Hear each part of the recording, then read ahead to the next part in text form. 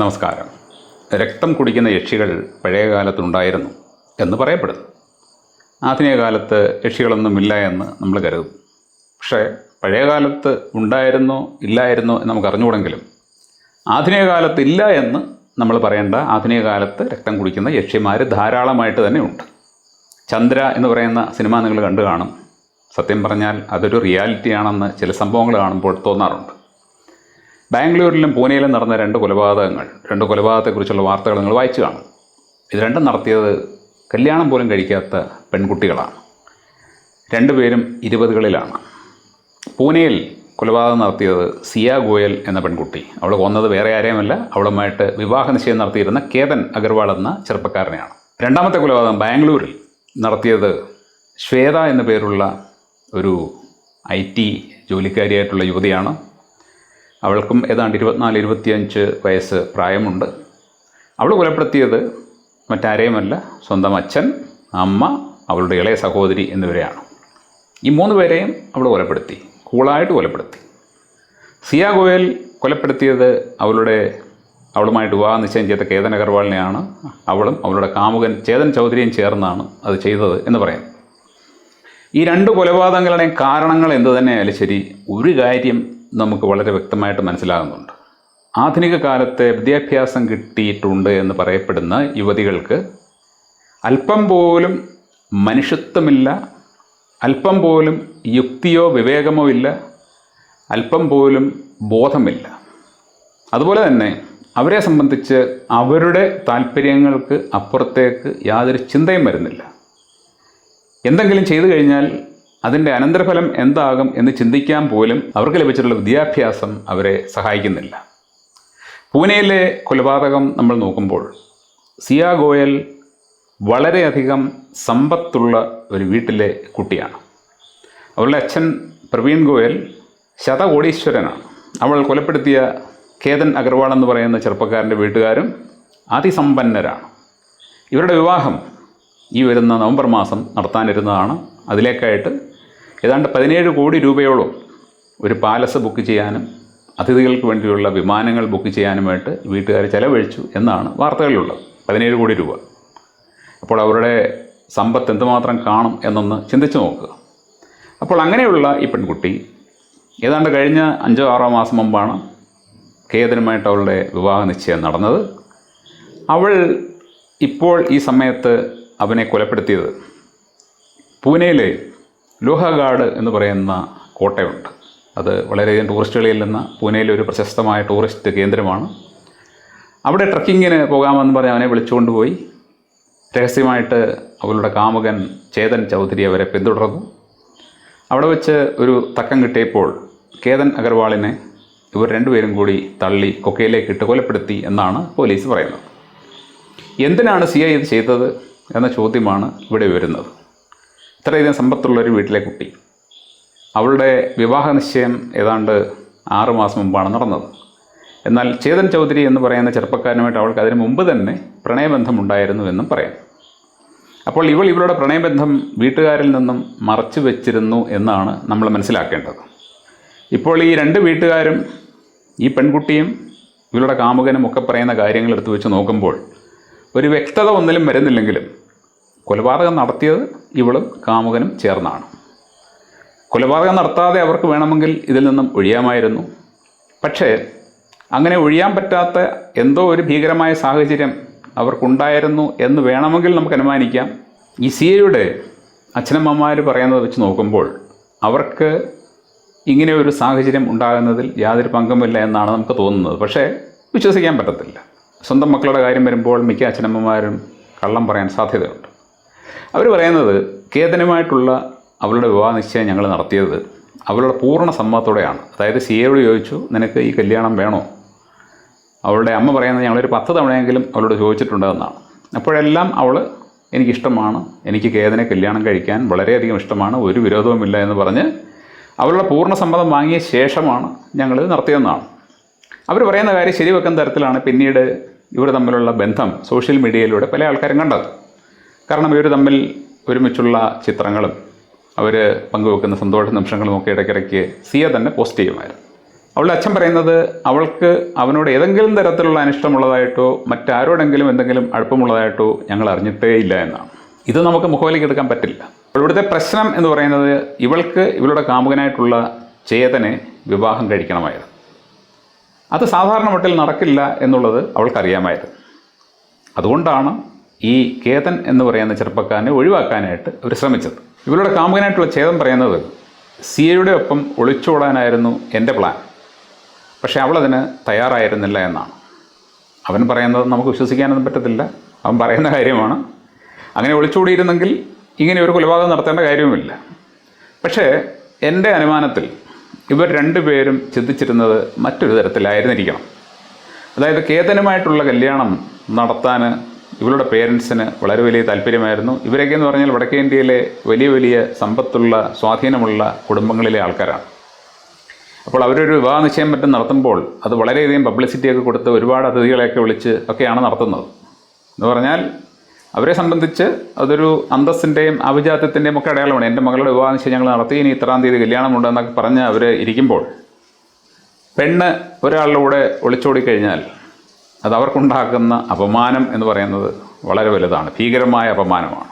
ഇപ്പോഴും വളരെയധികം യാഥാസ്ഥിതികമായിട്ട് ചിന്തിക്കുന്ന ആൾക്കാരാണ് വടക്കേ ഇന്ത്യയിൽ ഭൂരിപക്ഷവും. നമ്മുടെ നാട്ടിൽ അങ്ങനെയൊക്കെ തന്നെയാണ്. അപ്പോൾ വിവാഹ നിശ്ചയമെല്ലാം വളരെ ആഡംബരത്തോടെ നടത്തി ഒരുപാട് അതിഥികളെയൊക്കെ വിളിച്ച് കല്യാണത്തിന് ധാരാളം പേരെ ഇൻവൈറ്റ് ചെയ്ത് ഒരു സുപ്രഭാതത്തിൽ മകൾ ഒളിച്ചോടിപ്പോയി എന്ന് വന്നാൽ അത് ആ വീട്ടുകാർക്കുണ്ടാക്കുന്ന അപമാനം വളരെ ഭീകരമായിരിക്കും.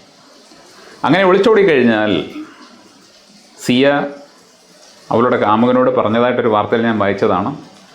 അങ്ങനെ ഒളിച്ചോടിക്കഴിഞ്ഞാൽ നമുക്ക് രക്ഷപ്പെടാനൊന്നും പറ്റില്ല, നമ്മുടെ കുടുംബം നമ്മളെ കണ്ടെത്തിക്കഴിഞ്ഞാൽ പിന്നെ എന്താണ് സംഭവിക്കുന്നത് എന്ന് പറയാൻ പറ്റില്ല. ഇപ്പോൾ കേതൻ കൊല്ലപ്പെട്ടിടത്ത് ചിലപ്പോൾ ഇവരായിരിക്കും കൊല്ലപ്പെടുന്നത്. അങ്ങനെയൊക്കെയുള്ള സംഭവങ്ങൾ വടക്കേ ഇന്ത്യയിൽ ധാരാളമായിട്ടുണ്ട്. വീട്ടുകാർക്ക് അപമാനം വരുത്തി വെച്ചു എന്ന ഒറ്റ കാരണം കൊണ്ട് സ്വന്തം മോളെ കൊല്ലാൻ ചിലപ്പോൾ പേരൻസ് മടിക്കില്ല. അവളെ മാത്രമല്ല അവളുടെ കാമുകനെയും കൊല്ലാൻ അവർ മടിക്കില്ല. അപ്പോൾ അങ്ങനെ ഒരു സാഹചര്യം ഇവർക്കുണ്ടായിരുന്നു എന്ന് നമുക്ക് അറിഞ്ഞുകൂടാ. അങ്ങനെ ഒരു സാഹചര്യം അവർക്കുണ്ടായിരുന്നെങ്കിൽ അതിൻ്റെ പൂർണ്ണ ഉത്തരവാദിത്വം അവളുടെ പേരൻസിനാണ്. എന്ന് പറഞ്ഞാൽ അവളെ ഒരു കൊലപാതകയാക്കി മാറ്റിയത് മറ്റാരുമല്ല, അവളുടെ പേരൻസ് തന്നെയാണ്. ആ പെൺകുട്ടിക്ക് ഒരു പ്രണയബന്ധമുണ്ടായിരുന്നു എന്ന് അറിഞ്ഞു കഴിഞ്ഞാൽ അവൾ ആരെയാണ് ഇഷ്ടപ്പെടുന്നത്, അയാളെ കല്യാണം കഴിച്ചോട്ടെ എന്ന് ചിന്തിക്കാൻ അവർക്ക് സാധിക്കാതെ പോയത് അവരുടെ സ്റ്റാറ്റസ് മൂലമാണ്. ഒപ്പം തന്നെ സിയ പോലീസിനോട് പറഞ്ഞതായിട്ട് വാർത്തകളുണ്ട്. കേതനോട് അവൾ പറഞ്ഞിരുന്നു, എനിക്ക് ഈ വിവാഹത്തിന് താല്പര്യമില്ല, ഞാൻ മറ്റൊരാളെ ഇഷ്ടപ്പെടുന്നുണ്ട്. പക്ഷെ അവൻ പറഞ്ഞു, നമ്മൾ തമ്മിലുള്ള വിവാഹം ഉറപ്പിച്ചു കഴിഞ്ഞു, ഇനി നിനക്ക് ഇതിൽ നിന്നും രക്ഷപ്പെടാൻ പറ്റില്ല. അങ്ങനെ അവൻ പറഞ്ഞായിട്ട് അവളാണ് പറയുന്നത്, നമുക്ക് ഉറപ്പൊന്നുമില്ല. അങ്ങനെയും കൂടി ഒരു കാര്യം സംഭവിച്ചിട്ടുണ്ടെങ്കിൽ കൊലപാതകത്തിലേക്ക് എത്താനുള്ള സാധ്യത വളരെയധികം കൂടുകയാണ്. അതായത് സിയ എന്ന് പറയുന്ന പെൺകുട്ടിക്ക് അവൾക്കിഷ്ടമുള്ളൊരു ചെറുപ്പക്കാരനെ കല്യാണം കഴിക്കണം. എന്നാൽ വീട്ടുകാർ അതിന് സമ്മതിക്കുന്നില്ലെന്ന് മാത്രമല്ല, അവർ മറ്റൊരു ചെറുപ്പക്കാരൻ്റെ കൂടെ അവളുടെ വിവാഹ നിശ്ചയം നടത്തും. ഇവർ പറയുന്ന ആളെ മാത്രമേ നിനക്ക് കല്യാണം കഴിക്കാൻ പറ്റൂ എന്ന് മനസ്സിലാക്കി അവൾ ഒരു പക്ഷേ ഈ വിവരം അവളുടെ കാമുകനുമായിട്ട് ചർച്ച ചെയ്തിട്ടുണ്ട്.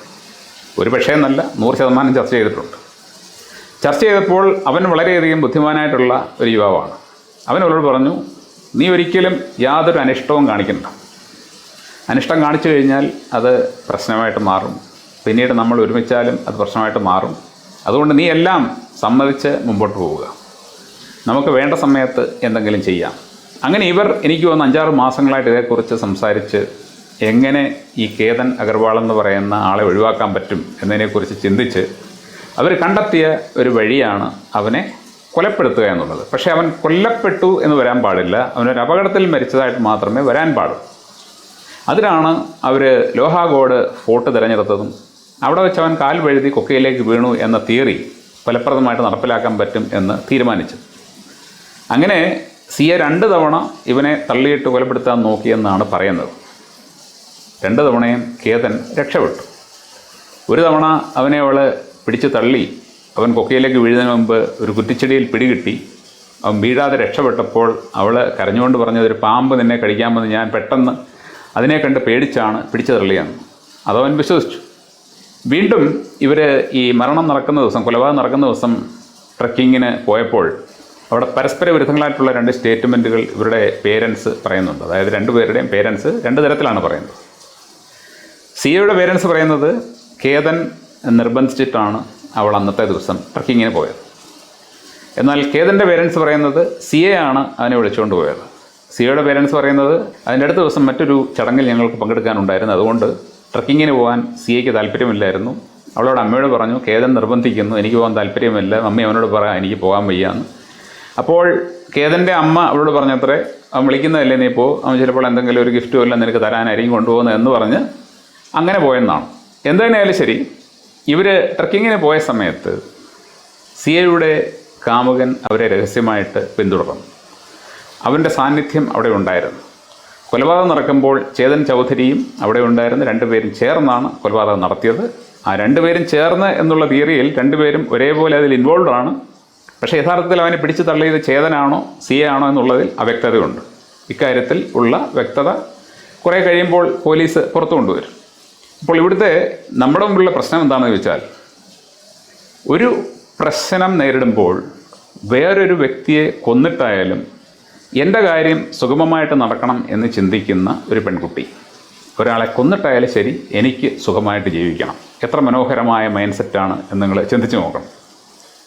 ഇവളെ ഇങ്ങനെയുള്ളൊരു മൈൻഡ് സെറ്റിലേക്ക് എത്തിച്ചത് സാഹചര്യങ്ങളാണ്, അവരുടെ പേരൻസാണ്, മറ്റ് പലതുമാണ്. ദുരഭിമാനം, അന്തസ്സ്, പണം, ഒരുപാട് ഫാക്ടേഴ്സ് ഉണ്ട്. ബാംഗ്ലൂരിലെ കൊലപാതകത്തിലേക്ക് നമ്മൾ പോകുമ്പോൾ അവിടെയും ഏറെക്കുറെ സമാനമായ ഒരു സാഹചര്യമാണ് കാണുന്നത്. സിയുടെ കാര്യത്തിൽ പേരൻസിൻ്റെ ഇൻവോൾവ്മെൻറ്റ് നമ്മൾ അനുമാനിച്ചാണ് മനസ്സിലാക്കുന്നതെങ്കിൽ ബാംഗ്ലൂരിലെ കാര്യത്തിൽ അനുമാനിക്കേണ്ട കാര്യമില്ല. അവിടെ ശ്വേത എന്ന് പറയുന്ന പെൺകുട്ടി സോമസുന്ദരം, അതുപോലെ തന്നെ അങ്ങേരുടെ ഭാര്യ മുത്തുലക്ഷ്മി എന്നാണെന്ന് തോന്നുന്ന പേര്, ഇവരുടെ മൂത്ത മകളാണ്. അവർക്ക് 2 പെൺമക്കളാണുള്ളത്. ഈ പെൺകുട്ടിക്ക് കെന്നത്ത് എന്ന് പറയുന്ന ഒരു ചെറുപ്പക്കാരനുമായിട്ട് പ്രണയമുണ്ട്. ഈ പ്രണയബന്ധം പേരൻസിന് ഇഷ്ടമല്ല. ശ്വേത പറയുന്നത് അവളുടെ അമ്മ ചെറുപ്പം മുതൽ തന്നെ അവളെ കർശന നിയന്ത്രണത്തിലാണ് വളർത്തിയത്. വീട് എന്നെ സംബന്ധിച്ച് ഒരു ജയിൽ പോലെയായിരുന്നു. ഒരിക്കലും എനിക്കൊരു സന്തോഷവും സമാധാനവും സ്വാതന്ത്ര്യത്തോടെ കിട്ടിയിട്ടില്ല. അവസാനം ഇവളൊരു ചെറുപ്പക്കാരനെ ഇഷ്ടപ്പെട്ടപ്പോൾ അതിനെയും വീട്ടുകാർ കർശനമായിട്ട് തീർത്തു. അങ്ങനെ അവൾ വീട് വിട്ട് അവൻ്റെ കൂട്ടത്തിൽ പോയി ഒരു ഫ്ലാറ്റ് എടുത്ത് അവിടെ താമസിച്ച് വരികയായിരുന്നു. അവിടെയും ചെന്ന് വീട്ടുകാർ പ്രശ്നമുണ്ടാക്കുമായിരുന്നു. അങ്ങനെ ഒരു ദിവസം വൈകുന്നേരം ഇവളുടെ അമ്മ അവിടെ ചെന്ന് ഇവളുമായിട്ട് വാക്ക് തർക്കമുണ്ടായി. വളരെ വലിയ ഒരു ആർഗ്യുമെൻറ്റിലേക്ക്, ഒരു തർക്കത്തിലേക്ക്, ഒരു വഴക്കിലേക്ക് നീണ്ടു. അത് നിയന്ത്രണം വിട്ട് പോയ സമയത്താണ് ശ്വേത ഒരു കത്തിയെടുത്ത് അവളുടെ അമ്മയെ കുത്തിയത്. ഒരു കത്തിയെടുത്ത് കുത്തത്തക്ക തരത്തിൽ അവളുടെ ദേഷ്യം കൂടണമെന്നുണ്ടെങ്കിൽ അത്രയ്ക്ക് ഭീകരമായ ഒരു വഴക്കാണ് അവിടെ നടന്നത്. അങ്ങനെ അവൾ സ്വന്തം അമ്മയെ കുത്തി കൊലപ്പെടുത്തി. ഒരുപക്ഷെ പെട്ടെന്നുണ്ടായ ഒരു വൈകാരിക പ്രക്ഷുബ്ധതയിൽ ചെയ്തു പോയതാകാം. എന്തു തന്നെയായാലും ശരി, കത്തിയെടുത്ത് അമ്മയെ കുത്താൻ അവൾക്ക് തോന്നി എന്നതാണ് നമ്മളെ ഞെട്ടിക്കുന്നത്. സ്വന്തം അമ്മയാണ്. അങ്ങനെ അമ്മ പിടഞ്ഞു വീണ് മരിച്ചു. 2 പേരും ചേർന്ന് കെന്നത്ത് അവിടെയുണ്ട്. ശരീരം വലിച്ച് ബാത്റൂമിൽ കൊണ്ടിട്ടു. ആ സമയത്ത് അവർ ആ ശരീരം അവിടെ നിന്ന് എങ്ങോട്ടെങ്കിലും മാറ്റാനുള്ള ഒരു പ്ലാനിലായിരിക്കുമ്പോൾ കഷ്ടകാലത്തിന് ഇവളുടെ അച്ഛനും ഇളയ സഹോദരിയും അവിടെ എത്തി. അച്ഛൻ അങ്ങേരുടെ ഭാര്യയെ വിളിച്ചിട്ട് കിട്ടാതെ വന്നപ്പോഴാണ് ഇളയ മകളെയും കൂട്ടി ഇറങ്ങിയത്. ഭാര്യ വന്നിരിക്കുന്നത് മൂത്ത മകൾ വീട്ടിലേക്കാണെന്ന് അങ്ങേർക്കറിയാം. അങ്ങനെ അയാൾ ഇളയ മകളെയും കൂട്ടി അവിടെ എത്തി. ഇവരെ 2 പേരെയും വീട്ടിലേക്ക് കയറ്റാൻ അവർ തയ്യാറായില്ല എന്നാണ് പറയുന്നത്. അപ്പോൾ ഇയാൾ ബഹളമൊക്കെ ഉണ്ടാക്കി ബലം പ്രയോഗിച്ച് വീട്ടിനുള്ളിൽ കടന്നു കഴിഞ്ഞപ്പോൾ ഇളയ പെൺകുട്ടി നിലത്ത് രക്തക്കറകൾ കണ്ടു. അത് പിന്തുടർന്ന് അവൾ ചെന്നപ്പോൾ ബാത്റൂമിലേക്കാണ് അത് പോകുന്നത്. ബാത്റൂം തുറന്നു നോക്കിയപ്പോൾ അവിടെ അമ്മ മരിച്ചു കിടക്കുന്നു. അവൾ നിലവിളിച്ച് കാണും. ആ നിലവിളിച്ച സമയത്ത് തൊട്ട് പിന്നിൽ അവളുടെ മൂത്ത സഹോദരി ഉണ്ടായിരുന്നു, അമ്മയെ കൊന്ന കത്തിയുമായിട്ട്. അവിടെ വെച്ച് അവൾ ഇളയ സഹോദരിയെ കുത്തി കൊലപ്പെടുത്തി. ഇത് കണ്ടുകൊണ്ട് ഓടി വന്ന അച്ഛനെയും അവൾ കുത്തി. അച്ഛൻ കുത്തേറ്റ് മുറി തുറന്ന് പുറത്തേക്ക് ഓടി. അയാൾ താഴെ എവിടെയോ ചെന്ന് വീണ് അവിടെ നിന്ന് മാരയ്ക്കോ പൊക്കിയെടുത്ത് ആശുപത്രിയിൽ കൊണ്ടുപോയി. പക്ഷേ അയാൾ മരിച്ചുപോയി. അപ്പോൾ ഇവിടെ ശ്വേത എന്ന് പറയുന്ന പെൺകുട്ടി അച്ഛനെയും അമ്മയെയും സഹോദരിയെയും കൊലപ്പെടുത്തിയത് ദീർഘകാലമായിട്ട് നിലനിൽക്കുന്ന ഒരു ടെൻഷൻ വളർന്ന് വലുതായി കൈവിട്ടുപോയ ഒരു സാഹചര്യത്തിലാണ്. ഇവിടെ ഈ പേരൻസ് സത്യം പറഞ്ഞാൽ എന്നെ സംബന്ധിച്ച് പ്രതിസ്ഥാനത്ത് നിൽക്കുന്നവരാണ്. അവരുടെ പ്രായപൂർത്തിയായിട്ടുള്ള മകൾക്ക് ആരോടെങ്കിലും ഒരിഷ്ടമുണ്ടെങ്കിൽ, ഒരു പ്രണയമുണ്ടെങ്കിൽ അവർ ഒരുമിച്ച് ജീവിച്ചോട്ടെ എന്ന് ഒന്ന് ചിന്തിക്കാനുള്ള ഒരു മനസ്സ് പേരൻസ് കാണിക്കണം. ഇതേക്കുറിച്ച് ഞാൻ ഒരുപാട് വീഡിയോയിൽ പറഞ്ഞിട്ടുണ്ട്. കുട്ടികൾ വളർന്ന് വലുതായാലും ശരി, അവരെ പൂർണ്ണമായിട്ടും കൺട്രോൾ ചെയ്ത് തങ്ങളുടെ ഇഷ്ടപ്രകാരം തന്നെ പോകണമെന്ന് ചിന്തിക്കുന്ന ധാരാളം പേരൻസ് ഉണ്ട്. അവർ കാണിക്കുന്നത് വളരെ വലിയ അബദ്ധമാണ്. നിങ്ങളുടെ മകനോ മകളോ ആരോടെങ്കിലും പ്രണയം കാണിക്കുന്നുണ്ട്, അടുപ്പം കാണിക്കുന്നുണ്ട് എങ്കിൽ നിങ്ങൾ അവരോട് അവനെ കല്യാണം കഴിക്കരുത് അല്ലെങ്കിൽ അവളെ കല്യാണം കഴിക്കരുത് എന്ന് പറയുന്നത് ഒരുപക്ഷെ നിങ്ങളുടെ മകൻ്റെയോ മകളുടെയോ ഭാവിയെ കരുതിയാണെങ്കിലും നിങ്ങൾ എടുക്കുന്നതൊരു തെറ്റായ തീരുമാനമാണ്. കാരണം ഒരു വ്യക്തി ഒരാളെ പ്രണയിക്കുമ്പോൾ അവർ തമ്മിലുള്ള ബന്ധം എന്ന് പറയുന്നത് ഒരു ഭാര്യയും ഭർത്താവും തമ്മിലുള്ള ബന്ധം പോലെയല്ല. ലോകത്തെ ഏറ്റവും തീവ്രമായ ബന്ധം എന്ന് പറയുന്നത് പ്രണയബന്ധമാണ്. ആ ബന്ധത്തെ വിച്ഛേദിക്കാൻ ശ്രമിക്കരുത്.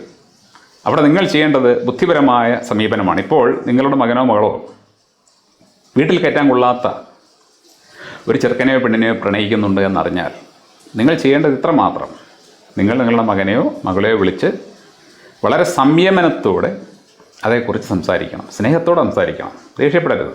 സ്നേഹത്തോടെ പറയണം, മോളെ, നീ പ്രണയിക്കുന്ന ചെറുക്കൻ ഇത്തരക്കാരനാണ്, ഞങ്ങൾ അവനെക്കുറിച്ച് തിരക്കി, നാളെ നിനക്ക് പ്രശ്നമായിട്ട് മാറും, അപ്പോൾ നീ കരയേണ്ടി വരും. നിങ്ങൾക്ക് പറഞ്ഞു കൊടുക്കാൻ പറ്റുന്ന നല്ല ഭാഷയിൽ, നിങ്ങൾക്ക് അങ്ങനെ പറയാൻ അറിയില്ല എന്നുണ്ടെങ്കിൽ പറയാൻ അറിയാവുന്ന ആരെ കൊണ്ടെങ്കിലും പറയിപ്പിക്കണം. ആ കുട്ടിക്ക് അത് മനസ്സിലാകും. അത് പറഞ്ഞു കൊടുത്ത ശേഷം അവൾ പറയുകയാണ്, എന്ത് വന്നാലും ഞാൻ അനുഭവിച്ചോളാം, ഞാൻ ആ ചേട്ടനെ മാത്രമേ കല്യാണം കഴിക്കൂ എന്ന് പറഞ്ഞാൽ നിങ്ങൾ പിന്നെ അവളുടെ വഴിക്ക് വിട്ടേക്കണം. പിന്നെ നിങ്ങൾ പറയേണ്ട കാര്യം ഇത്രയേ ഉള്ളൂ: ഓക്കെ, നീ അവനെ കല്യാണം കഴിച്ചു, നിന്നെ കല്യാണം കഴിപ്പിക്കാനായിട്ട് ഞങ്ങൾ കുറച്ച് പണവും സ്വർണ്ണമൊക്കെ ഉണ്ടാക്കി വെച്ചിട്ടുണ്ട്.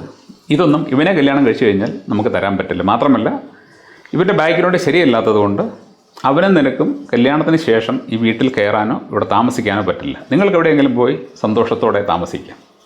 കുറേ ഏറെക്കാലം കഴിഞ്ഞ് നിങ്ങൾ നല്ല രീതിയിൽ ജീവിക്കുന്നുണ്ടെങ്കിൽ ഞങ്ങൾ എന്തെങ്കിലും ചെയ്യണമെങ്കിൽ ആ സമയത്ത് ചെയ്യും. അതല്ലാതെ ഞങ്ങൾക്ക് ഇതുമായിട്ട് യാതൊരു ബന്ധവും ഉണ്ടാകില്ല എന്ന് പറഞ്ഞ് നിങ്ങൾ കൈ കഴുകണം. അവർ പൊയ്ക്കോട്ടെ. നിങ്ങൾ പകരം നിർബന്ധം പിടിച്ച് ബലം പ്രയോഗിച്ച് അതിൽ നിന്ന് നിങ്ങളുടെ മകളെ അകറ്റി മറ്റൊരുത്തനുമായിട്ട് കല്യാണം നടത്തിക്കഴിഞ്ഞാൽ നാളെ ഒരുപക്ഷെ നിങ്ങൾ ഇതുപോലെയുള്ള ദുരന്തങ്ങൾക്ക് സാക്ഷിയാകേണ്ടി വരും. ഒരുപക്ഷെ അവളും കാമുകനും ചേർന്ന് അവളുടെ ഭർത്താവിനെ കൊലപ്പെടുത്തും. അതല്ലെങ്കിൽ അവൾ ഭർത്താവിനെ ഉപേക്ഷിച്ച് കാമുകൻ്റെ പിന്നാലെ പോകും. ഇതെല്ലാം നിങ്ങൾക്ക് നാണക്കേടുണ്ടാക്കും. അതുമല്ലാതെ നിങ്ങൾ ഒരു കല്യാണം ഇത്തരത്തിൽ നടത്തി നാളെ ആ കല്യാണം പരാജയപ്പെട്ടു കഴിഞ്ഞാൽ അപ്പോൾ നിങ്ങളുടെ മകളോ നിങ്ങളുടെ മകനോ വന്നിട്ട് നിങ്ങളെ കുറ്റപ്പെടുത്തും. നിങ്ങൾ കാരണമാണ് എനിക്കുണ്ടായത്. ഇങ്ങനെ വീട്ടുകാർ പ്രണയബന്ധങ്ങൾ തകർത്ത് വേറെ കല്യാണം നടത്തിക്കൊടുത്ത് അത്തരത്തിലുള്ള കല്യാണങ്ങൾ പലതും ഡിവോഴ്സായി പോയതും കൊലപാതകത്തിലെത്തിയതുമൊക്കെ എനിക്ക് നേരിട്ടറിയാം. അവരാരാണ് ഇഷ്ടപ്പെടുന്നത് അവരെ കല്യാണം കഴിച്ചോട്ടെ എന്ന് വെക്കണം.